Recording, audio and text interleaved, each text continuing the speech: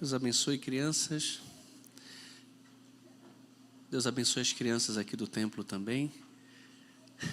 Abra sua Bíblia, por favor, Êxodo 4. Nós vamos meditar do versículo 1 ao 17. Enquanto os irmãos abrem as Escrituras, queria agradecer àqueles que oraram por nós, falar da visita que nós fizemos ali no Panamá.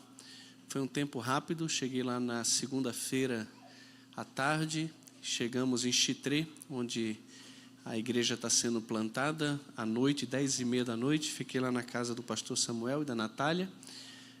Quem não conhece, Natália é minha irmã, e foi um tempo gostoso ali. No outro dia cedo, tomei café da manhã com José Rúlio, Delfina, família, orei com eles, almocei com Natália e Samuel, com a família também. À tarde fizemos algumas comprinhas ali no Panamá, porque está no Panamá, também tem que comprar alguma coisinha. À noite tivemos o culto de 2 anos do nosso trabalho ali. A gente está no hotel, conseguimos alugar um espaço ali no hotel, tem um auditório, lugar bem agradável. E tivemos um culto muito legal, bem cheio, estava cheio de visitante, a igreja estava presente. Depois saímos de lá e fomos comer uma pizza na casa do pastor Samuel, encheu a varanda lá de gente, deve ter dado umas 40 pessoas. Então, fiquei animado com o trabalho ali, com a atividade que eles exercem. Eles têm trabalhado com grupo pequeno de evangelismo, grupo pequeno de discipulado, discipulado com as mulheres, discipulado com os homens, curso de batismo, grupos pequenos. Nossa, tem sido muito bom ver a ação do Senhor ali naquele lugar.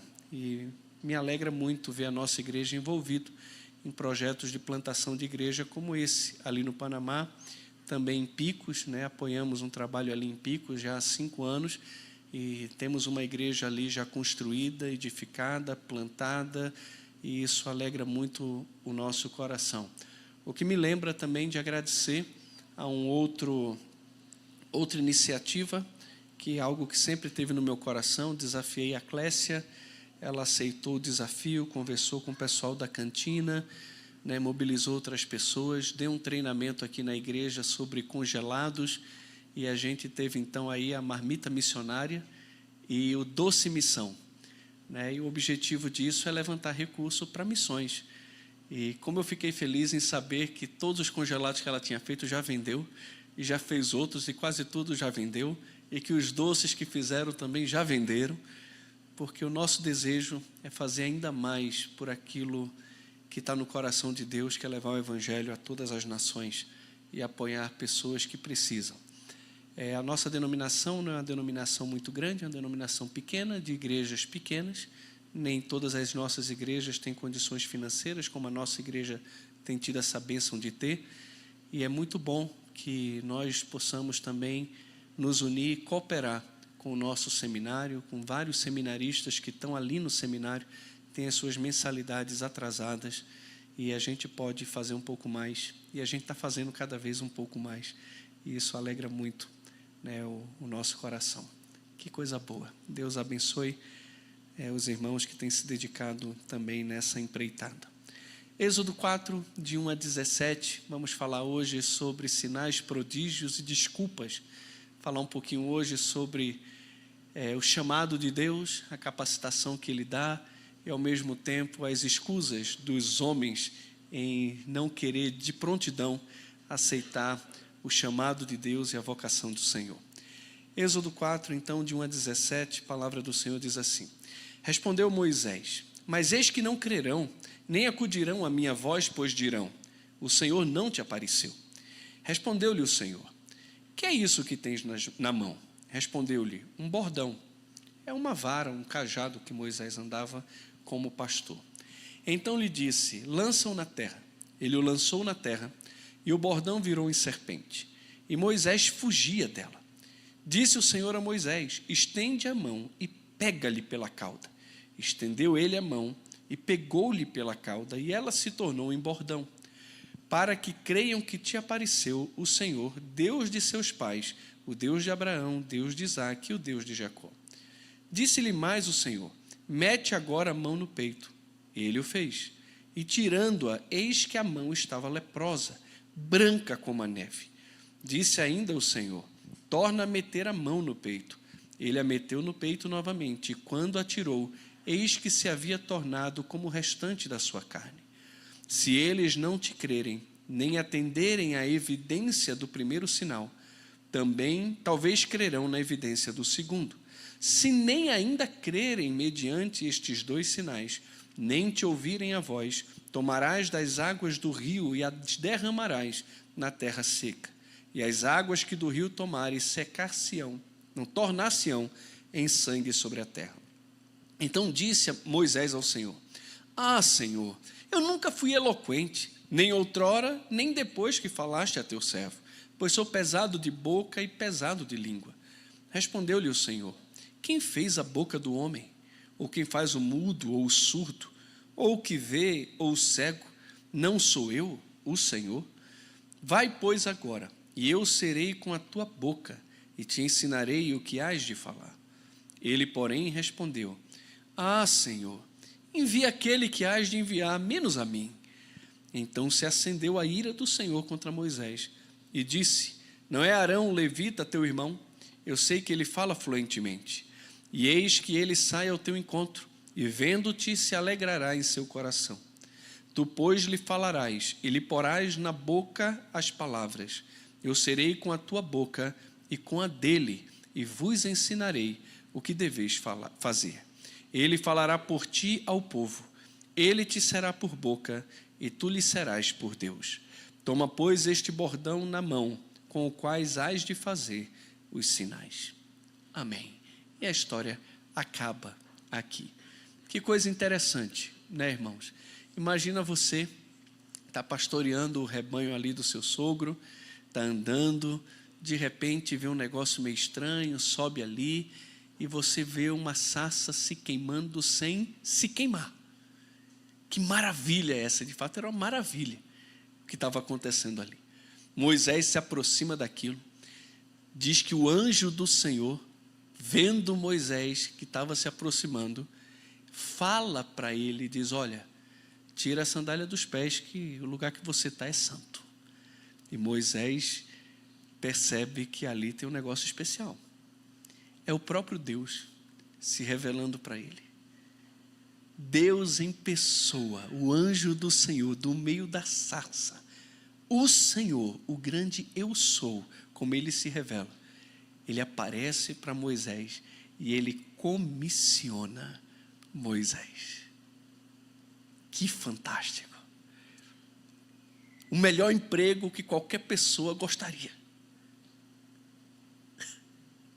Não. Envie aquele que o Senhor quiser enviar, menos a mim. Eis-me aqui, envia o meu irmão. Esse foi o Moisés aqui no início. Bem diferente de Isaías, né? Isaías não sabia para quem iria, não sabia as dificuldades que enfrentaria, mas ele teve uma visão do Senhor assentado no alto e sublime trono, e quando ele ouve o Senhor falando: a quem enviarei, quem há de ir por nós, sem saber de nada, ele simplesmente diz: Senhor, eis-me aqui, envia-me a mim. Eu não sei quem o Senhor quer usar, mas por favor me usa. Não usa outra pessoa, usa a minha vida. Me dá o privilégio de estar em missão com o Senhor. Infelizmente, nem todos respondem como Isaías responde. Alguns estão mais para Moisés. Homens vocacionados, chamados por Deus, mas que relutam com esse chamado. Nós vemos no nosso texto que o chamado de Moisés para se tornar o libertador de Israel, ele é confirmado quando Yahvé refuta decisivamente as suas inadequações e objeções. É extraordinário, irmãos, ver como Deus usa pessoas para realizar a sua obra. Ele usa quem quer, ele usa quando quer e ele usa também como ele quer. Se Deus escolhe alguém, ele capacita e vai sempre capacitar essa pessoa para o serviço. E nesse sentido é verdadeiro aquele ditado que Deus não chama os capacitados, mas sempre vai capacitar os chamados. E como ele fez com Moisés, ele também faz conosco. Ele nos chamou, ele nos vocacionou para o ministério, a todos nós. Alguns para o ministério em tempo integral, para ser pastor ou missionário e viver da pregação do Evangelho. 1 Coríntios 9 diz que aquele que foi chamado para a pregação da palavra, o Senhor ordenou que os que pregam a palavra vivam da palavra, né? Vivam do ministério, vivam para o ministério, vivam completamente para o Senhor. Mas todos nós, de alguma forma, fomos chamados e vocacionados para uma missão. Eu quero chamar você a refletirmos hoje sobre o chamado de Deus a Moisés e como essa vocação se relaciona com a vida de todos os cristãos. Muitas vezes nós somos confrontados com o chamado divino e, assim como Moisés, somos muito rápidos em apresentarmos as nossas dúvidas e as nossas limitações. No entanto, a mensagem aqui de Êxodo 4 nos ensina que esse Deus vai estar sempre conosco e também vai nos capacitar para fazer aquilo que Ele mesmo nos comissiona. Então vamos explorar 3 verdades fundamentais a partir desse texto que nos mostram a natureza do nosso Deus e a resposta que Ele espera de nós. A primeira está no versículo de 1 a 5 e de 14 a 17, que mostra que o chamado de Deus, ele é irresistível. Como assim, pastor? O chamado de Deus, ele é, irmãos, irresistível. Na nossa passagem aqui, Moisés, ele responde ao chamado de Deus com uma dúvida. Eis que não crerão em mim. Agora, isso aqui não é somente uma dúvida. Isso aqui é uma petulância. Moisés, ele foi petulante, ele foi arrogante. Moisés deveria ser fulminado nesse momento. Deus já havia falado com esse cabo aqui que os anciãos iriam ouvi-lo. Se você olhar para Êxodo 3,18, Deus promete a ele que os anciãos iriam ouvi-lo. E não só iriam ouvi-los, mas na frente iria testemunhar o próprio faraó que os deuses de seus pais os visitaram. Não só visitaram Moisés ou se revelaram a Moisés, mas iriam usar o testemunho de próprio Moisés como testemunho deles. Deus já falou que eles iriam ouvir. E Moisés chega aqui cheio de medo, cheio de temor, cheio de dúvida, dizendo, eles não vão crer em mim, não vão me obedecer, não vão ouvir as minhas palavras. E Moisés, irmãos, por meio dessa pergunta, ele estava duvidando das promessas do Senhor. Agora, mesmo assim, ao invés de Deus ir fulminar Moisés ou destruir esse homem, ou então dizer, cara, quer saber, esse cara é muito frouxo, não vai servir para essa missão não, deixa eu chamar outro. Esse não está adequado para aquilo que eu quero fazer. Não, Deus é paciente com o seu servo, Ele vai conversando, Ele vai quebrando as barreiras ali, ou pelo menos tentando quebrar as barreiras do coração de Moisés. E então, Deus vai se utilizar ali também de sinais para mostrar a Moisés que Ele estava com ele e que os anciãos iriam acreditar por meio dos sinais. Vemos no relato que mesmo depois de Deus mostrar os sinais, um cajado transformado em cobra, uma mão que se torna leprosa, depois volta a ficar boa, e talvez um futuro sinal que ele não fez ali naquele momento, mas faria se fosse necessário no Egito, e de fato faz depois, que é transformar a água do Nilo em sangue. Tudo isso Deus mostra para ele, mas Moisés, ele continua relutante em seguir com alegria e fidelidade o chamado do Senhor para a vida dele. Ele diz, Senhor, envia o Márcio, menos a mim. Envia aquele que o Senhor quiser enviar, menos a mim. E depois de demonstrar tanta paciência com Moisés, finalmente o texto diz que a ira de Deus se levanta contra ele, que no final não teve escolha. Se você pegar Êxodo 4,17 aí, vai ver, olha, Moisés, pega teu bordão e vai embora. Em outras palavras, fica quieto, cara, pelo amor de Deus. Estou cansado já dessa conversa, tá? Quando eu falei desde o início, era para você falar, sim, Senhor, estou aqui. E você veio relutando, colocando essas desculpas esfarrapadas, deixa eu falar, acabou, pega o cajado e vai. Vai ser do jeito que eu disse que vai ser. O desafio, irmãos, de confiar no chamado de Deus é algo que todos nós enfrentamos. Todos nós. Cada um de nós apresenta alguma desculpa para se esquivar do que Deus nos ordena. Se você pensar, por exemplo, em Jonas, foi outro também que não quis fazer aquilo que Deus chamou ele para fazer. vai lá e prega em Nínive. E ele se dispôs, mas para fugir da presença do Senhor. Novamente, eis-me aqui, não envia outro não, quer que eles morram. Tá? Eu quero que eles morram, não envia nenhum outro. Mas eu também não vou não, vou fugir da tua presença. Como se desse, né? Como é que foge de um Deus que está em todo canto? Se eu viro para a direita, ele está lá. Para onde eu me viro, eu dou de cara com a face de Deus. Não tem como fugir do Senhor. Mas Jonas tentou. Tentou ir para Nínive, mas foi para o peixe. Foi para o peixe. Profeta fujão, desobediente, dá náusea até em peixe. Meu querido, teve que ser vomitado.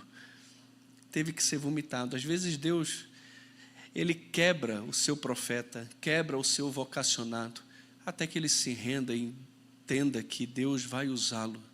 E não tem como ele fugir dos decretos de Deus, do chamado de Deus, da vocação do Senhor.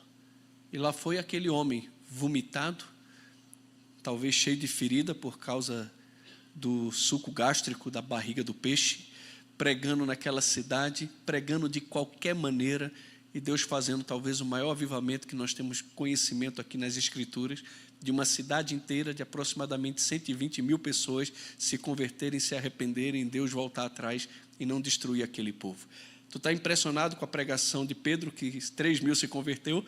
Pois tem a pregação de um Jonas, malcriado, fujão, desobediente, que pregou de qualquer maneira e 100 mil pessoas, um pouco mais, se converteram. E Deus não destruiu a cidade de Nínive, mas ele fugiu, ele fugiu. O chamado de Deus, ele é um tema recorrente nas Escrituras e muitos exemplos ilustram a natureza irresistível desse chamado. 1 Samuel 3, quando Deus chamou Samuel, o jovem não reconheceu de imediato a voz do Senhor. No entanto, quando Eli o instruiu a responder, fala, Senhor, que o teu servo ouve, Samuel atendeu. E esse exemplo mostra que mesmo em um contexto de confusão, Deus se revela com clareza e também autoridade. E usou a vida de Samuel. Também, Jeremias 1, 4 a 5, o Senhor diz a Jeremias, antes que eu te formasse no ventre, te conheci. E antes que saísses da madre, te santifiquei. As nações te dei por profeta. Aqui a gente vê Deus escolhendo Jeremias antes mesmo do seu nascimento e evidenciando que o seu chamado é baseado na sua soberania e não nas capacidades ou qualidades pessoais. E isso também nos lembra que o chamado já estava determinado por Deus antes de qualquer hesitação humana. Deus separou e santificou esse homem desde a madre, como profeta às nações. Não tinha esse negócio, mas ele não quer, Deus tem que respeitar. Como assim? Ele não quer? Deixa eu te falar uma coisa, entre o teu livre-arbítrio e o livre-arbítrio de Deus, sabe qual vai prevalecer? Melhor, entre a tua livre agência, não livre-arbítrio, porque você não tem isso, tá? Mas Deus tem. Sempre a vontade de Deus vai prevalecer sobre a sua vida. Não tem como fugir. Mateus 4, 18 a 20, fala também sobre o chamado dos primeiros discípulos e como isso ilustra a irresistibilidade do chamado de Jesus. Ele chamou Pedro e André e imediatamente deixaram as suas redes e também o seguiram. E essa prontidão para responder ao chamado é uma demonstração da eficácia da palavra de Cristo, que não só influencia, mas também transforma os corações. Aquele que é chamado e vocacionado por Deus, Deus vai tratar o coração, vai quebrar esse coração, vai mudar o coração, vai fazer o que tiver que fazer para colocar o seu servo vocacionado, chamado, separado, desde antes da fundação do mundo, no rumo que Ele quer. Pode ter certeza, se você é aqui um vocacionado por Deus para a obra do ministério, para missões ou para qualquer outra coisa, Deus vai colocar você no rumo. Mas seus ouvidos precisam estar atentos, porque Deus vai falar com você. Assim, o chamado de Deus, irmãos, não é uma mera sugestão, mas uma convocação que gera transformação. Ele os capacita e os direciona para os seus propósitos. E quando formos confrontados com o seu chamado em nossas vidas, precisamos reconhecer que Ele tem um plano. E assim como Moisés, devemos confiar que mesmo no meio das nossas dúvidas, Deus é capaz de fazer milagres, usando inclusive aqueles que se dispõem a ouvir e também a obedecer. Segundo verdade que nós podemos tirar aqui do nosso texto, é que as limitações humanas, elas são oportunidades para a ação de Deus. Já falamos isso aqui várias vezes. Quando você fala que você é fraco, que você não é capaz, aí existe um palco extraordinário montado para que Deus manifeste a sua glória e o seu poder. Ele não está interessado em usar pessoas cheias de si, cheias das suas arrogâncias, achando que não podem, não precisam, na verdade, contar com o poder dele, com a soberania dele, com a ação dele. Moisés, ele se apresenta a Deus com os seus medos e também com as suas limitações. Eu sei que não crerão nem acudirão à minha voz, é o que ele fala.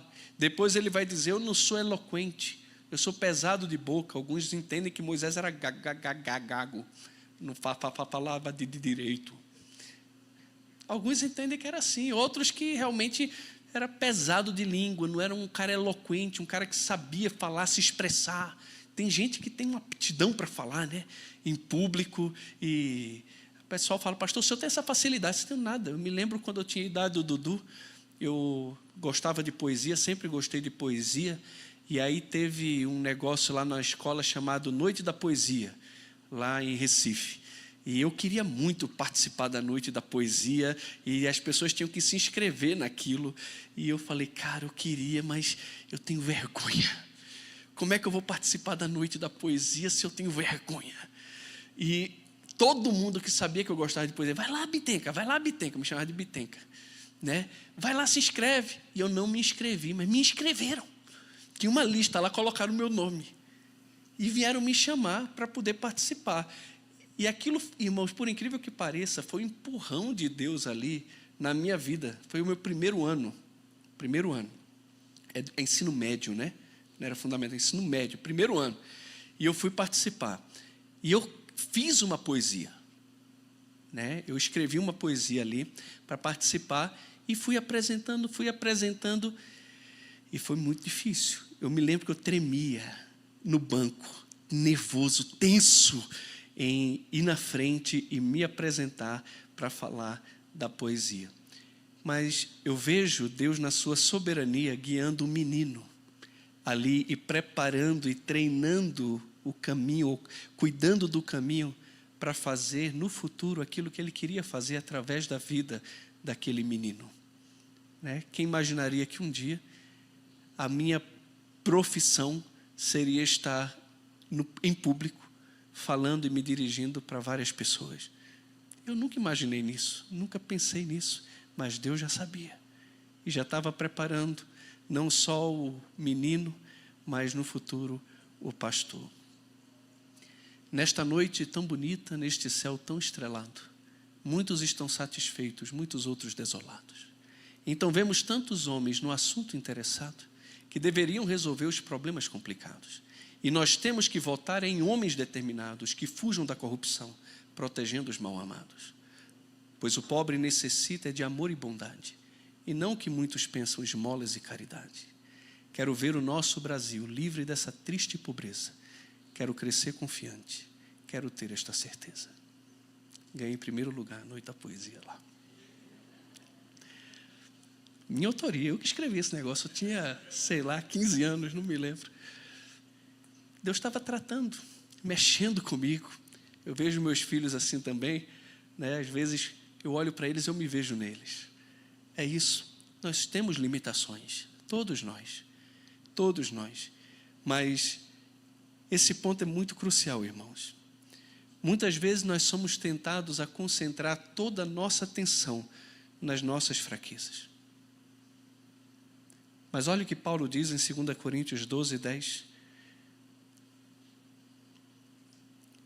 Quando sou fraco é que sou forte.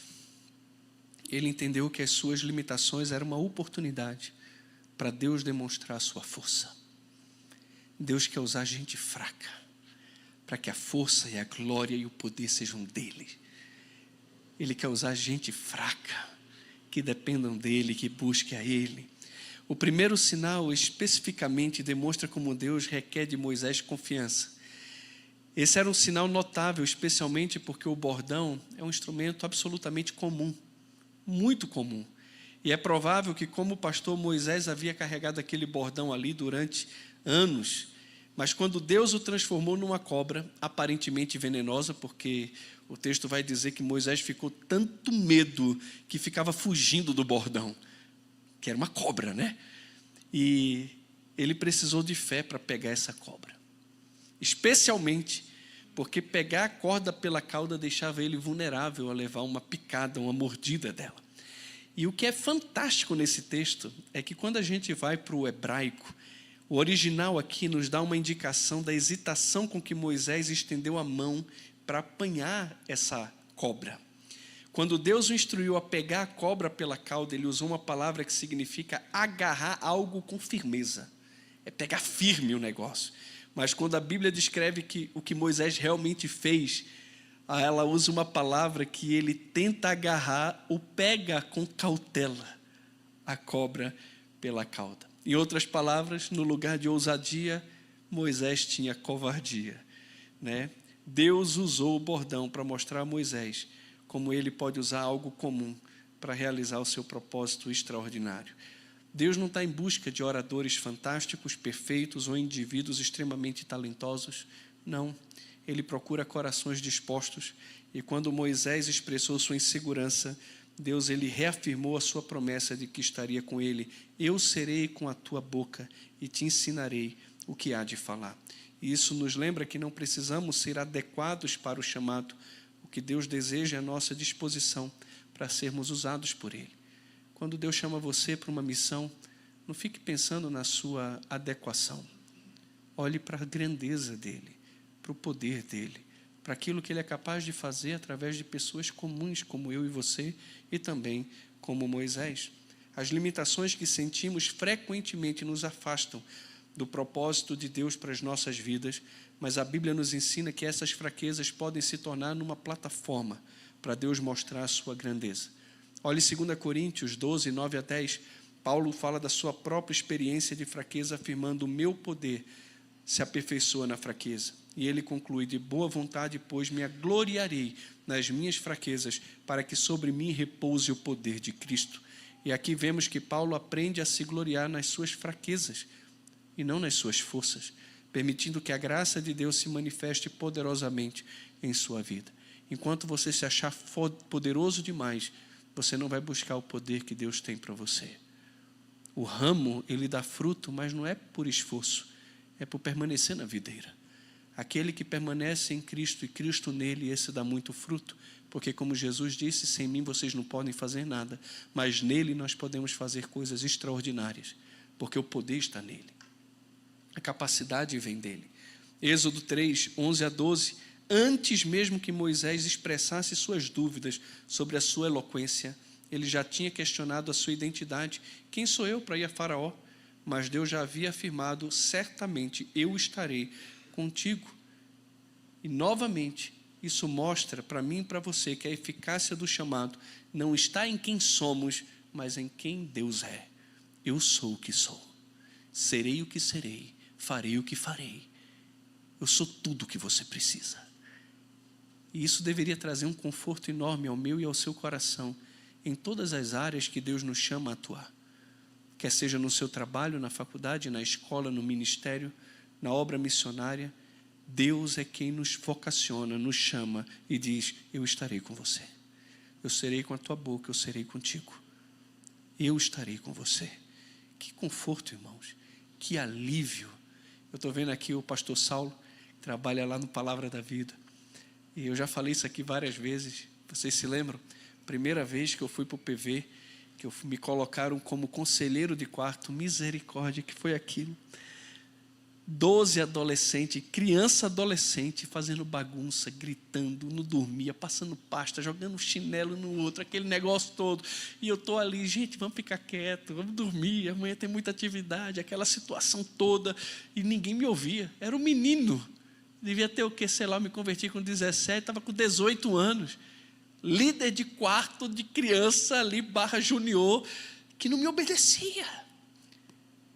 E quantas vezes ali à noite eu colocava a cabeça debaixo do travesseiro e chorava baixinho, sem ninguém me ouvir. Falava: Senhor, me ajuda. Não sei o que eu faço aqui. Mas durante o dia eu jogava bola com eles, jogava vôlei, corria, brincava, chamava eles para orar, para apresentar o evangelho, mas a semana toda me desobedecendo, passando pasta um no outro, jogando chinelo um no outro enquanto dormia. E quando foi no último dia, lembra o que acontece? Eu estou lá já esperando que chinelo vai voar, que o outro vai gritar, que passou pasta no outro, e aí vai. De repente eu começo a ouvir um choro. Uma criança chorando, um junior chorando. Aí é diferente, né? Acendi a luz, o que é que está acontecendo?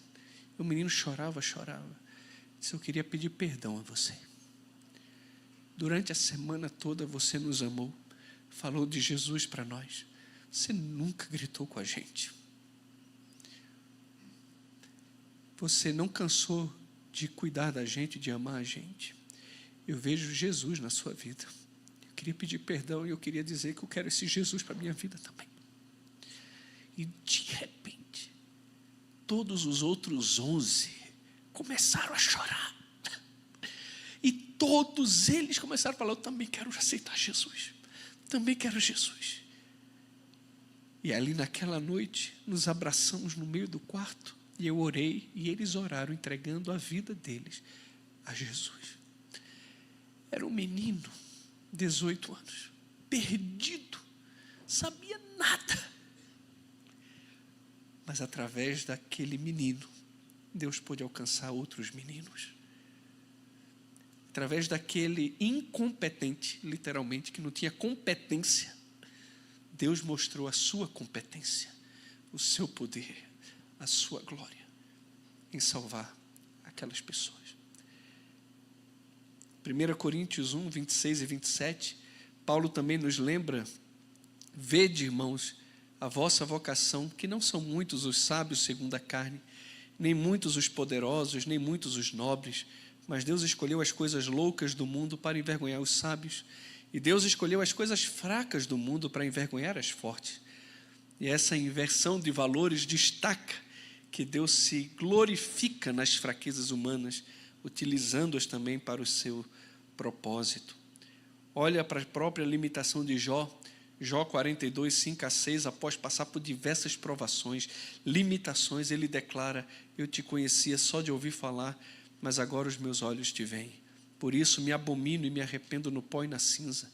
Jó, ele reconhece que as suas experiências de sofrimento e limitação levaram ao entendimento muito mais profundo de quem Deus é e da dependência que ele deveria ter do próprio Deus. E não é assim que acontece com a gente? É muito bom quando Deus nos coloca num cenário em que nos sentimos pequenos, porque é nesse momento que nós voltamos os nossos olhos para Ele e falamos, Senhor, eu preciso do Senhor. Senhor, eu preciso que o Senhor me ajude, porque sozinho eu não consigo. As limitações que enfrentamos, sejam de natureza física, emocional ou espiritual, elas não são barreiras, mas sim oportunidades para a ação de Deus em nossas vidas. E quando nós reconhecemos nossas fraquezas, então abrimos espaços para que o poder de Deus se manifeste. Portanto, em vez de nos permitirmos ser paralisados por nossas inseguranças, irmãos, que possamos nos lembrar que é precisamente em nossos momentos de fragilidade que Deus se revela de forma muito mais significativa, muito mais poderosa. Ao nos apresentarmos diante dEle como somos, Ele nos transforma em instrumentos poderosos para a sua obra. Possamos manter a nossa confiança de que mesmo diante das nossas limitações, ou principalmente por causa delas, Deus é capaz de realizar grandes coisas. Grandes coisas. Terceira verdade que eu queria tirar aqui do nosso texto para a nossa vida é a providência de Deus também em nossas vidas. O versículo 14 a 17 diz que ao ver a resistência de Moisés, Deus ele proporciona a Arão, seu irmão, para ajudá-lo. Deus diz a Moisés que Arão será a sua boca e que ele falará em seu lugar, mostrando que Moisés não está sozinho na sua missão. Isso também é fantástico, porque Moisés diz, olha, eu nunca fui eloquente, nem antes de falar contigo e nem agora. Eu sou pesado de boca, eu não sou qualificado para estar diante de Faraó e fazer o que precisa ser feito. É interessante quando a gente está no ministério, vai plantar a igreja ou vai fazer qualquer coisa, as pessoas querem avaliar o perfil do pastor ou do pregador ou do missionário. A gente tem isso nas empresas, né? Será que a pessoa tem um perfil? Qual é o currículo da pessoa que eu quero usar aqui para essa área? Então, você cria aquele currículo, você tem mais ou menos aquele perfil, e você vai atrás de pessoas que têm aquele perfil ali. Mas é interessante que quando eu olho para o Evangelho e olho para as pessoas que Deus usa na missão, eu falo, cara, eu nunca usaria essas pessoas. Jesus quer levar o Evangelho a todas as nações. Ele escolhe quem? Pedro, Tiago e João. Pescadores, cara mais brabo que o outro, quer cortar a orelha de todo mundo. Um outro que era cobrador de imposto. É tanta gente aparentemente inadequada para uma missão tão extraordinária assim. Porque ele não pegou os sábios, os entendidos, os cultos. Ele pegou os homens simples. Pegou os homens simples. Quando eu olho para as Escrituras, eu vejo ele pegando um boiadeiro. Eu vejo Deus pegando pessoas assim. Eu falo, não, eu pegaria esse e colocaria aqui. Eu pegaria esse e colocaria aqui desse lado. E Deus surpreende a gente. Às vezes, não mandando embora aquela pessoa que aparentemente é inadequada. Às vezes, também não transformando ou dando a essa pessoa a capacidade que talvez ela precisasse para realizar uma obra. Mas, às vezes, colocando ao lado dessa pessoa, pessoas com habilidade. Não é fantástico ver que Deus escolhe não dar uma língua solta para Moisés? Deus escolhe não fazer dele um homem eloquente e chama Arão, que ele diz, eu sei que Arão, teu irmão, é eloquente. Arão já era eloquente, mas tanto Moisés, inapto, quanto Arão, eloquente, precisariam também da capacitação do Senhor. Mas na frente ele vai dizer, eu serei com a tua boca e também com a de Arão. Não, mas ele já é eloquente, não precisa do Senhor. Precisa. Mesmo na sua capacidade, você ainda precisa da capacidade que vem do alto para realizar a obra de Deus, porque a obra de Deus é espiritual. E somente uma força e um poder espiritual é capaz de fazer aquilo que Deus quer que a gente faça. Então, essa ação, irmãos, revela a prática divina de fornecer apoio e socorro àqueles que Ele chama. Deus, em sua providência, nos coloca em comunidade onde podemos dar suporte uns aos outros. Bem apropriado com o tema que nós falamos hoje pela manhã, né? Uma igreja dedicada uns aos outros. Essa ideia da unidade da igreja, da diversidade da igreja, mas também da mutualidade da igreja. Se você não viu a mensagem, depois você vai lá no YouTube e vê a mensagem hoje de manhã, muito importante para a sua vida. Deus não apenas nos chama, mas também nos capacita através de relacionamentos. Ele nos dá irmãos e irmãs na fé que nos apoiam e nos encorajam no nosso caminho. E quando aceitamos o chamado de Deus em nossas vidas, devemos estar abertos para receber e buscar essa ajuda. E quando colaboramos, manifestamos a beleza do corpo de Cristo, onde todos têm um papel a desempenhar. Eu me lembro também que quando Deus me chamou e me vocacionou para o ministério, né, eu vim de uma família rica, família abastada, e que depois perdeu tudo, mas tinha orgulho ainda. E quando eu fui para o Palavra da Vida, meu pai não tinha condições de pagar a mensalidade do Palavra da Vida. Foi a primeira vez na minha vida que eu comecei a receber a oferta e a ajuda de pessoas para poder pagar a minha mensalidade num seminário. Que vergonha eu senti. Que vergonha. E depois que eu estava no seminário aqui em Anápolis, que a gente tinha que passar cerol. É cerol na cara que fala? O pessoal fala isso? Óleo de peroba, obrigado. Óleo de peroba. Eu tive que passar óleo de peroba na cara para poder mandar cartinha e falar com amigos, perguntando se eles não podiam dar dinheiro para a gente pagar o seminário.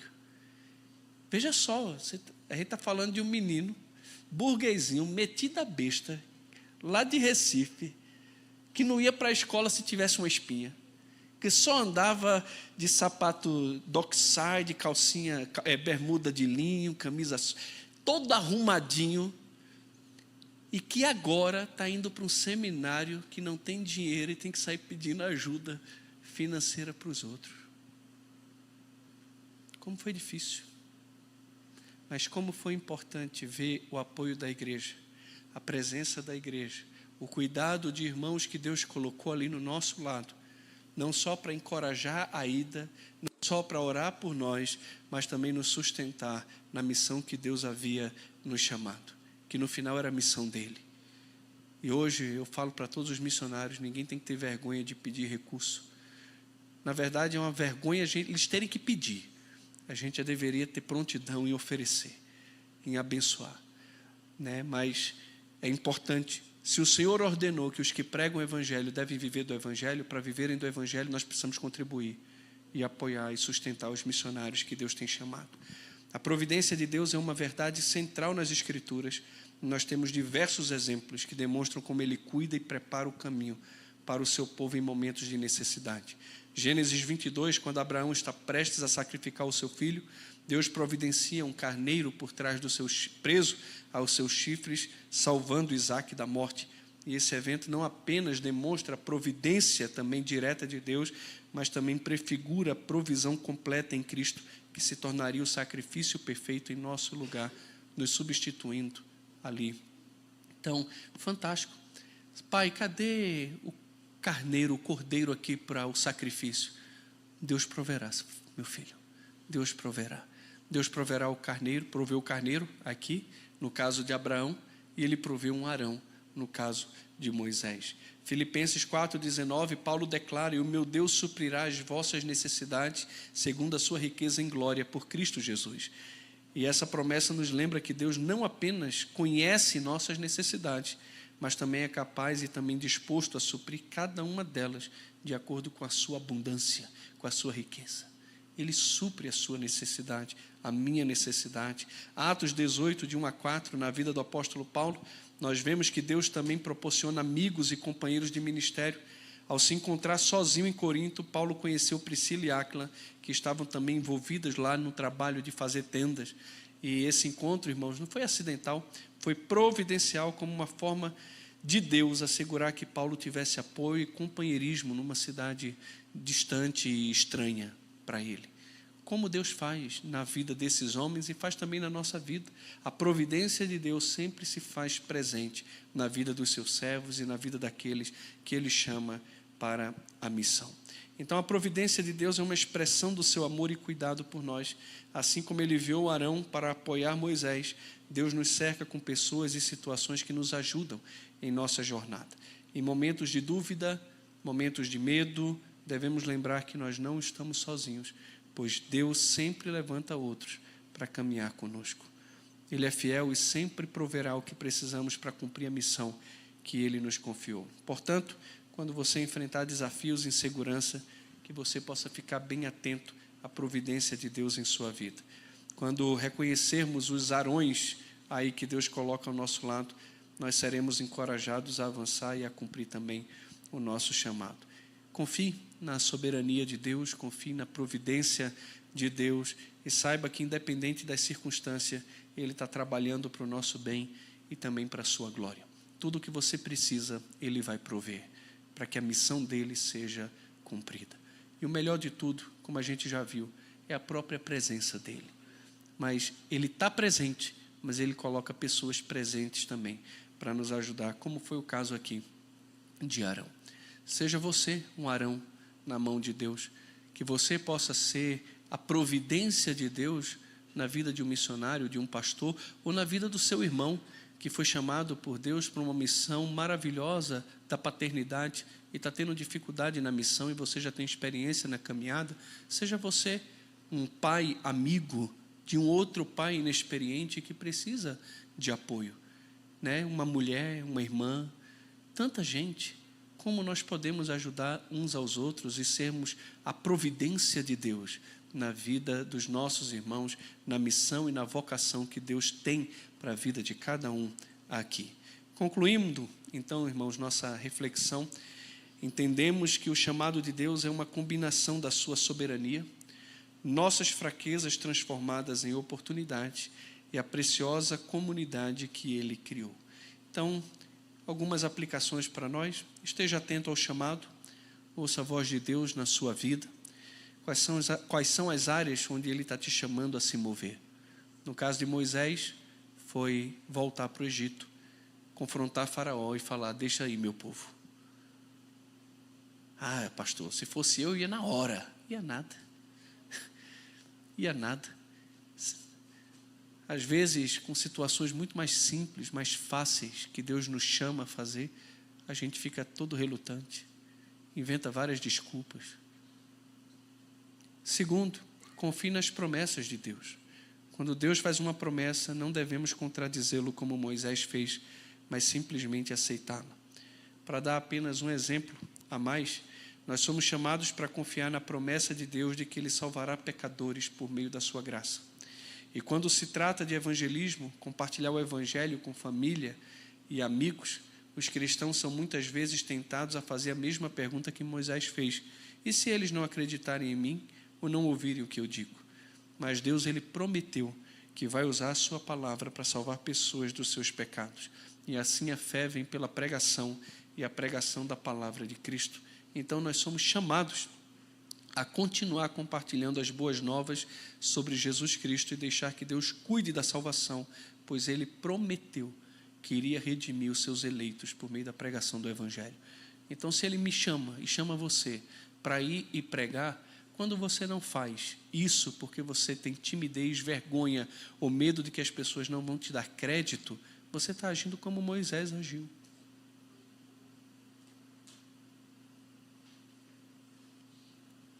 Você precisa crer no poder de Deus através da sua vida e saber que Ele pode usar sim você.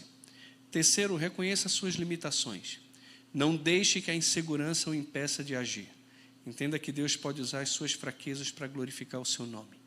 Não fique paralisado quando você for chamado ou desafiado por Deus para assumir algum tipo de posição.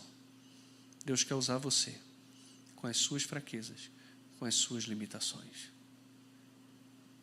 Em quarto lugar, valorize a comunidade. Lembre-se que você não está sozinho. Seja uma fonte de encorajamento e busque apoio na igreja. Veja o sermão da manhã. Falamos mais sobre isso aqui. Há outros ao seu redor que caminham juntos com você na fé. Ninguém aqui está sozinho. Nós podemos ser a providência de Deus um na vida do outro. Às vezes você precisa de algo e Deus não vai te dar esse algo, mas vai te dar uma pessoa que tem o que você precisa. É muito bom participar de uma igreja em que tem pessoas melhores do que nós em muitas coisas. Muito melhores. Me lembro quando eu cheguei aqui na igreja, tinha 28 anos, 13 anos atrás, e o irmão Adão, diácono Adão, amo muito o Adão, nossa, sou grato demais a Deus pela vida do Adão. O Adão é uma bênção, Adão. Tudo o que ele falava sobre finança, falou: o que o senhor acha? Eu não acho nada, o que você falar está certo. Você é que entende desse negócio, Adão. Eu não entendo nada sobre isso. É você que entende. Não, mas Deus vai te colocar como pastor presidente de uma igreja, então você tem que entender de finanças. Não, não tenho não. Quem tem que entender é o Adão, não sou eu. Se o Adão entende, então a igreja está servida. Acabou. Acabou. Tem gente muito melhor do que nós em muitas áreas na igreja. São a providência de Deus para o corpo. Você é a providência de Deus para a igreja de Deus. E o seu irmão do seu lado é a providência de Deus na sua vida. E você é a providência de Deus na vida de um pastor, de um missionário. Não deixe de valorizar a comunidade, a igreja, o povo do Senhor. Que possamos confiar em um Deus que chama e capacita, sabendo sempre que Ele está do nosso lado. Que Deus nos abençoe. Vamos orar? Convido você a ficar em pé, por favor. Se você está nos visitando, alegria para nós tê-lo conosco, né? Que Deus em Cristo te abençoe. Nosso desejo é que você volte outras vezes. Nós temos uma lembrança para você lá atrás, não deixe de pegar, por favor. Eu acho que dentro do brinde ainda tem um voucher para você comer 0,800 com a gente aqui na cantina. Então não vá embora correndo desesperado, tá? Fica conosco. Pai, obrigado mais uma vez por Tua bondade na nossa vida. Quero agradecer ao Senhor pela Tua palavra. Obrigado porque o Senhor é o Deus que é paciente, que trabalha, ó Deus, na nossa vida. Ó Deus, nos mostra a realidade de quem somos, mas também de quem o Senhor é. O Senhor é o Deus poderoso que age na nossa fraqueza, que providencia o que precisamos para realizar a missão que o Senhor nos chamou a realizar. E nos ajude, Senhor, a termos um coração grato por fazermos parte da missão do Senhor. Se uma vez que o chamado do Senhor e a vocação do Senhor são irreversíveis e não dá para fugirmos dela, que o Senhor então nos arraste para aquilo que o Senhor tem para a nossa vida. Talvez no nosso meio o Senhor tenha chamado pastores, missionários, pessoas que querem dedicar e vão dedicar toda a sua vida para poder servir ao Senhor na obra do ministério em tempo integral. Se o Senhor tem pessoas no nosso meio, que o Senhor levante essas pessoas, para que como igreja possamos reconhecer, enviar e dar o suporte necessário. Também, Senhor, na vocação do Senhor, naquilo que o Senhor tem para nós, que o Senhor também nos coloque no rumo certo, em tudo, e que possamos em todo o tempo, como aprendemos aqui, confiar no Teu poder e também na Tua providência, independente daquilo que o Senhor tem para nós. Mas o Senhor nos tem chamado para muitos desafios, como a paternidade, a maternidade, como também o relacionamento entre os irmãos na igreja, o trabalho secular, influenciar o mundo com o Teu Evangelho, pregar o Evangelho, fazer discípulos. Nós temos tantas demandas, tanto chamado do Senhor para a nossa vida, e muitas vezes queremos inventar desculpas para não fazer aquilo que o Senhor nos manda fazer. Eu peço que o Senhor nos arraste e nos leve imediatamente no lugar onde nós devemos estar, e possamos desfrutar e experimentar o poder do Senhor em nós e através de nós, e também a providência do Senhor através da vida de irmãos, da igreja e de quem o Senhor quiser usar, para que no final a Tua vontade e o Teu chamado possam de fato acontecer através da nossa vida. Obrigado por tudo, nos abençoe nessa semana, nos dê muitas oportunidades ricas de poder compartilhar o Teu Evangelho com aqueles que não conhecem e também edificar a Tua igreja. Essa é a minha oração no nome bendito e maravilhoso de Jesus. Amém.